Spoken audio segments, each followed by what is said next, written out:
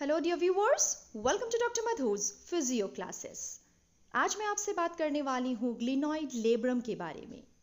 ये देखिए, ये है ग्लिनोह्यूमरल जॉइंट या शोल्डर जॉइंट और ये बनता है ह्यूमरल हेड और ग्लिनॉइड कैविटी से। ग्लिनॉइड कैविटी स्कैपुला का एक पार्ट होता है और head of the humerus bone का अपर एंड होता है और ये दोनों मिलकर एक ball and socket type of synovial joint बनाते हैं। और इस ग्लिनॉइड लेब्रम के चारों ओर एक फाइब्रोकार्टिलेजिनस कॉम्प्लेक्स होता है जो कि अटैच्ड होता है as a rim to the articular cartilage of the glenoid fossa. और अगर आप इस ग्लिनॉइड सॉकेट को देखें तो ये काफ़ी शैलो होता है in comparison to the large head of the humerus.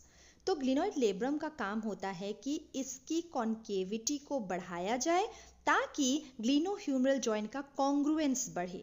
In other words कहा जा सकता है कि ये ग्लिनॉइड लेब्रम काम करता है as a static stabiliser of glenohumeral joint. कुछ और रोल भी होते हैं जैसे कि ये एंटीरियर और पोस्टीरियर मूवमेंट को भी रेजिस्ट करता है और शोल्डर डिसलोकेशन और सबलक्सेशन को भी प्रिवेंट करता है। अब अगर बात की जाए स्ट्रक्चर ऑफ ग्लिनॉइड लेब्रम की तो ये बना होता है फाइब्रोकार्टिलेज से जो कि 3 मिलीमीटर्स मोटा होता है और 4 मिलीमीटर्स चौड़ा होता है। हालांकि हर एक इंडिविजुअल में इसके कई वेरिएशंस होते हैं। अगर क्रॉस सेक्शन की बात की जाए तो कॉमनली लेब्रम ट्रायंगुलर या राउंड दिखता है क्रॉस सेक्शन में, लेकिन नीचे की ओर ग्रेजुअली ये सुपीरियर एरिया से ज़्यादा राउंडर और स्मॉलर हो जाता है। सुपीरियरली इसका शेप ट्रायंगुलर रहता है और थोड़ा बड़ा रहता है compare to inferior aspect. Attachments की बात की जाए तो ऊपर की ओर लॉन्ग हेड ऑफ बाइसेप्स का टेंडन रहता है। एंटीरियरली सुपीरियर ग्लिनोह्यूमरल लिगामेंट या मिडिल ग्लिनोह्यूमरल लिगामेंट रहता है।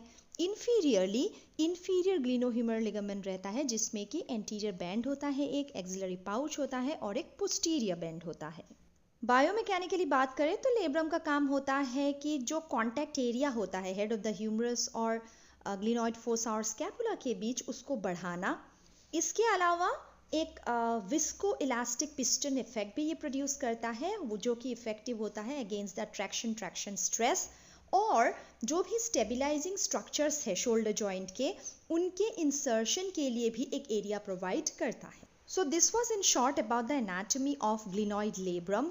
लेब्रम बहुत फ्रिक्वेंटली इंज्योर्ड होता है तो इसकी एनाटमी को जानना बहुत ज़रूरी है ताकि आगे जाके आप लेब्रम के सुपीरियर जो भी टीयर्स होते हैं जैसे स्लैप लीजन या फिर जो लेस फ्रिक्वेंटली कुछ लीजन्स होते हैं जैसे anterior labral tear, posterior labral tear या फिर जो इन्फीरियरली टीयर्स होते हैं यानी एंटीरो इन्फीरियरली जिनमें से बैंकार्ड लीजन काफ़ी कॉमन होता है, इस तरीके के पैथोलॉजिकल बातों को समझ पाए। एनाटमी का एक बेस होगा तो इसे समझने में आपको आसानी होगी।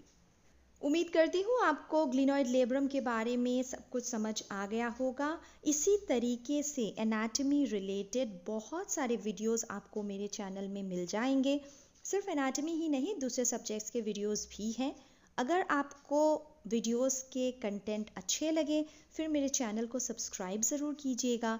नोटिफिकेशन बेल को भी हिट करते हुए जाइएगा ताकि आगे आने वाले वीडियोस के बारे में आपको पता चलता रहे। Thank you so much. See you again. Till then take good care.